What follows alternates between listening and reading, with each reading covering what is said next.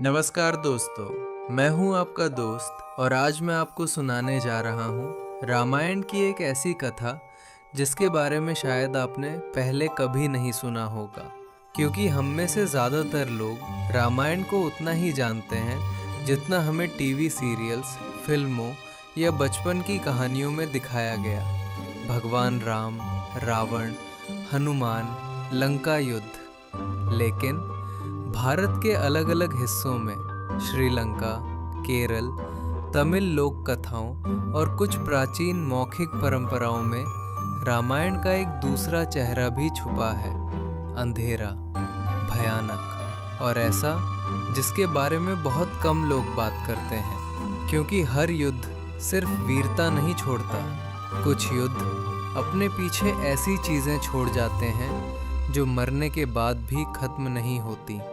आज की कहानी रामायण के उसी अंधेरे हिस्से से निकली है।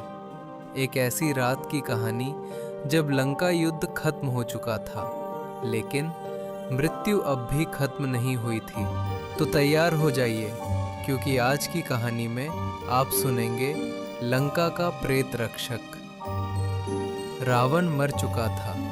सोने की लंका, जिसकी चमक कभी समुद्र के उस पार तक दिखाई देती थी, अब राख की गंध से भरी हुई थी। हवा में धुआं था, टूटे हुए रथ, कटे हुए अंग और हर तरफ मृत शरीर। वानर सेना के, राक्षसों के, घोड़ों के, हाथियों के। समुद्र के किनारे फैली युद्ध भूमि अब किसी शमशान जैसी लग रही थी। लेकिन सबसे अजीब बात ये थी कि युद्ध खत्म होने के बाद भी रातें शांत नहीं हो रही थी। पहली घटना युद्ध खत्म होने के तीसरे दिन हुई। रात का समय था।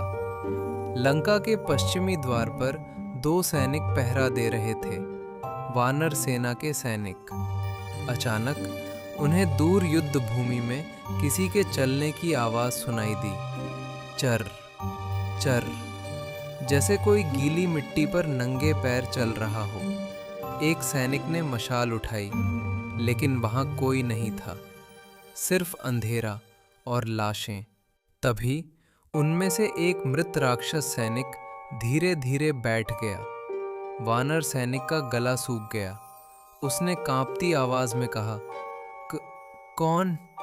लेकिन जवाब नहीं आया। वो शव बस धीरे धीरे अपना सिर उनकी तरफ घुमाने लगा और फिर उसके कटे हुए गले से आवाज निकली, युद्ध खत्म नहीं हुआ। अगली सुबह दोनों सैनिक मृत मिले। उनकी आंखें पूरी खुली थीं और चेहरों पर ऐसा डर था जैसे मरने से पहले उन्होंने नरक देख लिया हो। विभीषण अब लंका के राजा बन चुके थे, लेकिन उनके चेहरे पर भय साफ दिखाई देता था। उन्होंने उसी रात भगवान राम से कहा, प्रभु, कुछ ठीक नहीं है। राम शांत बैठे रहे। क्या हुआ विभीषण? विभीषण ने धीरे से कहा, रात में मृत सैनिक चलते दिखाई दे रहे हैं। लक्ष्मण तुरंत बोले, किसी मायावी राक्षस का छल होगा। लेकिन विभीषण ने सिर हिलाया, नहीं। उनकी आवाज कांप रही थी, ये कुछ और है। फिर विभीषण ने एक नाम लिया, एक ऐसा नाम जिसे सुनते ही लंका के बूढ़े तांत्रिक तक डर जाते थे, क्रूर केतु। कहते हैं क्रूर केतु रावण का सबसे भयानक तांत्रिक सेनापति था। वो तलवार से कम मृत्यु और प्रेत विद्या से ज्यादा लड़ता था। शमशान में साधना करता, राख से मंत्र लिखता और कहा जाता था वो मृत शरीरों को कुछ समय के लिए चला सकता था। रावण भी उससे डरता था। लेकिन युद्ध के अंतिम दिनों में राम के एक बाण ने क्रूर केतु का सीना चीर दिया। मरने से पहले उसने युद्ध भूमि की मिट्टी अपने खून से छुई और श्राप दिया, लंका मुझे मरने नहीं देगी। उस रात राम ने हनुमान को युद्ध भूमि की निगरानी करने भेजा। हनुमान अकेले निकले, हाथ में गदा, आंखों में सावधानी। समुद्र के किनारे फैली वो भूमि अब पूरी तरह शांत थी, लेकिन वो शांति सामान्य नहीं थी, ऐसी शांति जो कानों में दबाव पैदा करे। अचानक हवा में एक गंध फैलने लगी, सड़ी हुई लाशों की, और उसी के साथ हनुमान ने देखा दूर पड़े शव धीरे धीरे हिल रहे थे।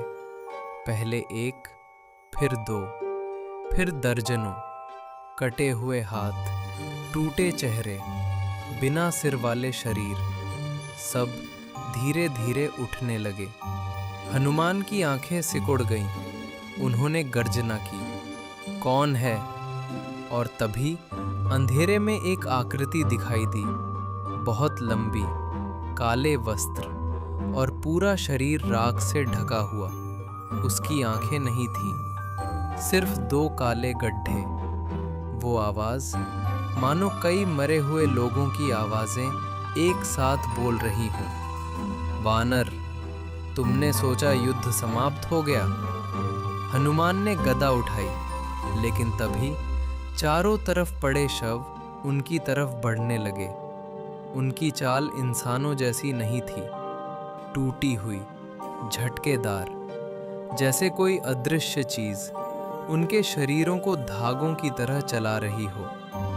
हनुमान ने एक शव को गदा से दूर फेंका, लेकिन अगले ही पल वो शव फिर खड़ा हो गया, और तभी एक कटे हुए सिर ने जमीन से हंसना शुरू किया, सूखी, भयानक हंसी। मृत्यु यहाँ खत्म नहीं होती। हनुमान समझ चुके थे, ये साधारण प्रेत नहीं था, ये युद्ध भूमि में फंसी हुई सैकड़ों मृत आत्माओं का अंधेरा था, और उनके बीच क्रूर केतु अब भी जीवित था। उसी समय लंका में अजीब घटनाएं शुरू हो गईं। रात में औरतों को फुसफुसाहट सुनाई देती, सैनिकों को अपने मृत साथियों की आवाजें आने लगी। कई लोग दावा करने लगे कि उन्होंने समुद्र किनारे बिना चेहरे वाले योद्धा देखे हैं। फिर लोग गायब होने लगे, पहले एक सैनिक, फिर दो, फिर 5, और हर बार उनके शरीर युद्ध भूमि में मिलते। लेकिन एक चीज़ हमेशा समान होती, उनकी आंखें पूरी तरह सफ़ेद हो चुकी होती, जैसे उनकी आत्मा किसी ने खींच ली हो। एक रात विभीषण ने खुद वो चीज़ देखी, महल की बालकनी से। समुद्र किनारे सैकड़ों मृत सैनिक खड़े थे, पूरी तरह शांत, और उनके बीच क्रूर केतु। वो धीरे धीरे अपना सिर उठाता है और सीधे विभीषण की तरफ देखता है, फिर मुस्कुराता है, और अगले ही पल सारे शव एक साथ समुद्र में उतर जाते हैं। अगली सुबह समुद्र का पानी काला था, और किनारे पर हजारों मरी हुई मछलियां पड़ी थी। राम अब समझ चुके थे, ये सिर्फ श्राप नहीं, कुछ और था। उसी रात ऋषि अगस्त्य को बुलाया गया। उन्होंने युद्ध भूमि की मिट्टी हाथ में ली और तुरंत फेंक दी। उनकी आंखें गंभीर हो गईं। ये भूमि अपवित्र हो चुकी है। उन्होंने बताया, क्रूर केतु ने मरने से पहले प्रेत बंधन किया था, एक ऐसी तांत्रिक क्रिया जिसमें मृत आत्माओं को मुक्त नहीं होने दिया जाता, और जब तक उनका अंतिम संस्कार पूर्ण विधि से नहीं होगा, वे इसी भूमि पर भटकती रहेंगी। लेकिन समस्या ये थी, युद्ध में इतने शव थे कि पहचानना असंभव था। उसी रात हनुमान फिर अकेले युद्ध भूमि पहुँचे, लेकिन इस बार वो पूरी तरह अलग थी। मशाल की रोशनी में उन्हें लगा जैसे सारे शव उन्हें देख रहे हैं। फिर एक स्त्री की आवाज़ आई, बहुत धीमी, हमें मुक्ति दो। हनुमान मुड़े। एक मृत राक्षसी, आधा जला चेहरा उन्हें देख रही थी, और उसके पीछे सैकड़ों और आत्माएं। अचानक पूरी युद्ध भूमि चीखों से भर गई, ऐसी चीखें जो इंसानी नहीं लगती। और उसी अंधेरे में क्रूर केतु प्रकट हुआ, इस बार पहले से बड़ा, उसका शरीर अब इंसानी नहीं रहा था। वो राख, हड्डियों और मृत चेहरों से बना हुआ लग रहा था। उसने हंसकर कहा, अब ये सब मेरे हैं। हनुमान ने गदा उठाई, लेकिन तभी जमीन के नीचे से हाथ निकलने लगे। सैकड़ों हाथ, सड़े हुए, जले हुए, जो उनके पैरों को पकड़ने लगे। क्रूर केतु धीरे धीरे आगे बढ़ा। राम ने रावण को हराया, लेकिन मृत्यु को नहीं। और तभी पूरी युद्ध भूमि के शव एक साथ खड़े हो गए। छोटे, कल्पना कर, रात का अंधेरा, समुद्र की आवाज़ और हजारों मृत शरीर जो एक साथ तुम्हारी तरफ चलना शुरू कर दें। हनुमान पहली बार कुछ सेकंड के लिए रुके, क्योंकि वो समझ चुके थे ये लड़ाई बल से नहीं जीती जाएगी। उन्होंने आंखें बंद की और राम का नाम लिया। तभी हवा बदलने लगी। समुद्र की लहरें तेज हुईं। आसमान में अजीब कंपन होने लगा और धीरे धीरे उन मृत शरीरों के चेहरे बदलने लगे। उनमें दर्द दिखाई देने लगा। हनुमान ने गर्जना की, तुम मृत नहीं हो, तुम बंधे हुए हो। फिर उन्होंने समुद्र किनारे अग्नि प्रज्वलित की। एक एक शव का संस्कार शुरू हुआ। मंत्र गूंजने लगे और जैसे जैसे अग्नि बढ़ी, वैसे वैसे युद्ध भूमि की चीखें कम होने लगी। लेकिन क्रूर केतु चीख उठा। उसका शरीर टूटने लगा, क्योंकि जिन आत्माओं को उसने बांध रखा था वे मुक्त होने लगी थीं। उसने अंतिम बार हनुमान पर हमला किया, लेकिन उसी पल सैकड़ों आत्माएं जो अब मुक्त हो चुकी थीं उसकी तरफ मुड़ी और फिर उन्होंने उसे पकड़ लिया। क्रूर केतु चीखता रहा, नहीं, मैं नहीं जाऊंगा। लेकिन वो आत्माएं उसे अंधेरे में घसीट ले गईं, समुद्र की तरफ। और फिर सब शांत हो गया। सुबह युद्ध भूमि पहली बार शांत थी। हवा हल्की थी और समुद्र का पानी फिर नीला।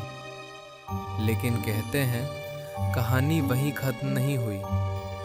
श्रीलंका के कुछ पुराने तटीय गांवों में आज भी मान्यता है कि अमावस्या की कुछ रातों में समुद्र किनारे कभी कभी युद्ध की आवाज़ें सुनाई देती हैं।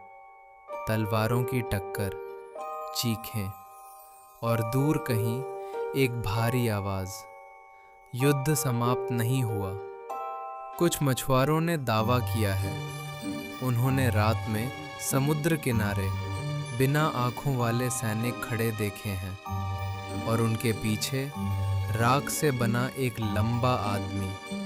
और कहते हैं अगर कोई उस आवाज़ का पीछा करे तो वो कब वापस नहीं लौटता।